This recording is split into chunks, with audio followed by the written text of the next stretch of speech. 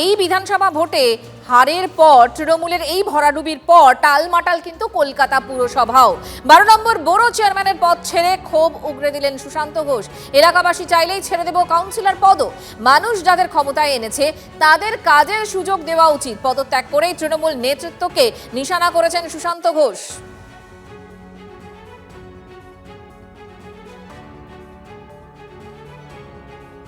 দলের কাছে আমরা ক্ষমা চাইছি, আজকে একটা সিদ্ধান্ত আমাদের নিতে হলো বলে। কিন্তু বর্তমান যে রাজনৈতিক পরিস্থিতি এবং বাংলার মানুষের যে ম্যান্ডেট, সেটাকে কখনো অস্বীকার করতে পারছি না। আজকে আমি যে বোরোর চেয়ারম্যান, সেই বোরোর প্রায় প্রত্যেকটা ওয়ার্ডেই মানুষ আমাদের পরাজিত করেছে। আমরা যখন নির্বাচনে জয়ী হয়েছিলাম, মানুষের ম্যান্ডেট নিয়ে আমরা ক্ষমতায় এসেছিলাম। 4.5 বছর আমরা মানুষকে পরিষেবা দিয়েছি, কিন্তু এই নির্বাচনে মানুষ আমাদের চায়নি বা পছন্দ করেনি, আমাদের পরাজিত করেছে অন্য একটা রাজনৈতিক দল ক্ষমতায় এসেছে। তো যাদেরকে মানুষ ক্ষমতায় এনেছে তাদেরকে কাজ করার সুযোগ দেওয়া উচিত। প্রশ্ন একটা আসতে পারে যে আমরা চেয়ারম্যানের পদ থেকে রিজাইন করলাম, কাউন্সিলর পদ থেকে কেন করলাম, এবং কলকাতা পৌরসভার পৌর প্রতিনিধিদের সই করার যে ক্ষমতা, সেটা সব ক্ষেত্রে সে সইটাকে কাজে লাগে মানুষের। সেই সইটা কন্টিনিউ করবার জন্য কাউন্সিলর পদটাকে রেখে দিলাম। তাও আগামী দিনে মানুষের সঙ্গে কথা বলবো, অঞ্চলের মানুষের সঙ্গে কথা বলবো। যদি মানুষ মনে করে রাখবে, থাকতে বলে আমরা থাকবো, নাহলে আমরা হয়তো কাউন্সিলর পদ থেকেও আমি অন্তত ব্যক্তিগতভাবে পদত্যাগ করবো যদি মানুষ চায়। ভোটে গোহারা হেরেও মানতে চাননি মমতা বন্দ্যোপাধ্যায়, অভিষেক বন্দ্যোপাধ্যায়। উল্টো সুর তৃণমূল কাউন্সিলর অরূপ চক্রবর্তী। মানুষের রায় মানতে হবে, হার স্বীকার করতে হবে। এখন হার স্বীকার না করলে আগের জেতাগুলো মিথ্যে হয়ে যাবে। মিউনিসিপ্যাল অ্যাকাউন্টস কমিটির পদ ছেড়ে মন্তব্য অরূপ চক্রবর্তীর। মানুষের ম্যান্ডেট মান্যতা দিতে হবে। আজকের এই রেজিগনেশন, এটা শুধুমাত্র একটা পদ থেকে রেজিগনেশন না, এটা একটা প্রতীকী একটা মানসিক অবস্থান।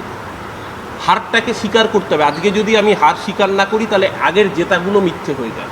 21-এর জয়টা যেরকম জয় ছিল, 16-র জয়টা যেরকম জয় ছিল, তেমনি 26-এর হারটা বা 24-এর জয়টাও যেরকম জয় ছিল, 26-এর হারটাও হার।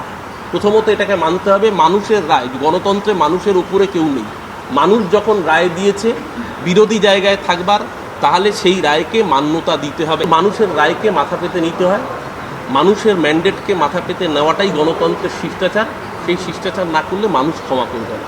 মানুষ এখন রায় দিয়েছেন যে বাপু, তোমাদের এই মুহূর্তে আর এইভাবে কাজ করার প্রয়োজন নেই। মানুষের রায়কে মাথা পেতে নিতে হবে। সেই রায় মাথা পেতে নিচ্ছি। যারা মাথা পেতে নিচ্ছেন না, উট পাখির মতো বালিতে মুখ বুজে থাকলে ঝড়কে আটকানো যায়। দলীয় নেতৃত্বের প্রতি বিষোদ্গার করে গত 19 তারিখ ঠিক কি বলেছিলেন দেবলীনা বিশ্বাস, তাকে দিয়েই তো শুরু হয়েছিল সিলসিলা। শুনুন। আমাদের যে আপনার বড় চেয়ারপারসনের এটা আছে ডেজিগনেশন, ওইখান থেকে আমি রিজাইন করবো নিজেকে।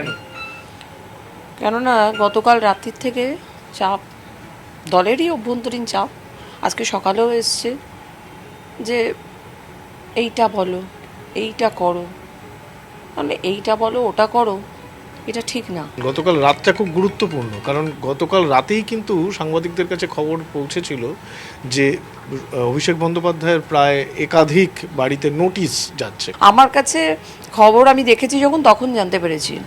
কি কি বলতে বলা হচ্ছিল, মানে আপনাকে যে এটা কেন হয়েছে, কিভাবে হয়েছে, বাট আমি তো এর মতো কোনোভাবে ইনভলভ নই। কেউ কমপ্লেন এসছে তাই হয়তো গেছে, সেটা তো খতিয়ে দেখতে হবে। সেইখানে না দেখে আমাকে যদি ভেতর থেকে ফোন করে বলা হয় যে তুমি দেখো ব্যাপারটা, তুমি এইটা বলো, সেটা বলো, ওইটা করো, আমি কেন করব? Why should I will do this?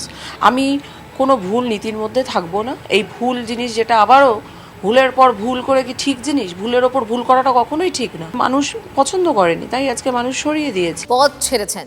এবার কি তাহলে তৃণমূলও ছাড়বেন অরূপ চক্রবর্তী, সুশান্ত ঘোষ? কাল বললে আজই দল ছেড়ে দেব, সাফ কথা অরূপের। আমরা হতাশ তৃণমূল, খেদোক্তি সুশান্ত। দলে তো এখনো আছি, দল থেকে তো পদত্যাগ করি। আমরা আজকে অ্যাকাউন্টস কমিটি থেকে এবং ও চেয়ারম্যান থেকে পদত্যাগ করেছে। ও এখনো দলের জেনারেল সেক্রেটারি, আমি দলের সেক্রেটারি, আমি দলের মুখপাত্র। দল যদি মনে করে কালকে ছেড়ে দিতে, আজকেই ছেড়ে দেবে। আপনারা কি ভালো তৃণমূল, মানে সেই অর্থে হতাশ তৃণমূল? আমি ভালো হতাশ তৃণমূল? আমি এভাবে বলবো না।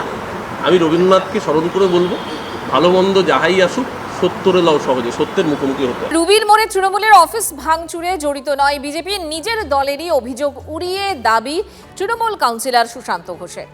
আমার রুবির মোড়ে যে অফিস ভাঙচুর হয়েছে সেই ভাঙচুরের সঙ্গে বিজেপির কোনো সম্পর্ক নেই। কারা করলো আমি থানায় অভিযোগ জানিয়েছি, নিশ্চিতভাবে তদন্ত করে পুলিশ বার করবে কারা করেছে, এবং আপনারাও নিশ্চয়ই এতদিনে জেনে গেছেন কারা করেছে। এবং আমি দায়িত্ব নিয়ে বলছি, আমার যে ব্যক্তিগত অফিস রুবির মোড়ে যেটা ভাঙচুর হয়েছে তার সঙ্গে বিজেপির কোনো সম্পর্ক নেই। তৃণমূল কংগ্রেসের অনেক নেতাই স্রোতের বাইরে যেতে পারেন না, স্রোতের বিপরীতে যেতে পারেন না, অভ্যাস নেই। কারণ পয়সার স্রোত যেদিকে, তৃণমূল কংগ্রেসের লোকেরাও থাকে সেই দিকে। শুকনো বাজার, তৃণমূলের রোজগার নেই, সেই কারণে হতাশা তৃণমূলকে গ্রাস করেছে। বারবার একটা কথা বলেছিলাম, যেদিন তৃণমূল কংগ্রেস ক্ষমতা থেকে ছাড়া হবে, একমাত্র পিসি আর ভাইপো ছাড়া কেউ থাকবে না। যেটা বলেছিলাম আজকে দেখুন তার সম্পূর্ণ পুষ্টীকরণ হচ্ছে।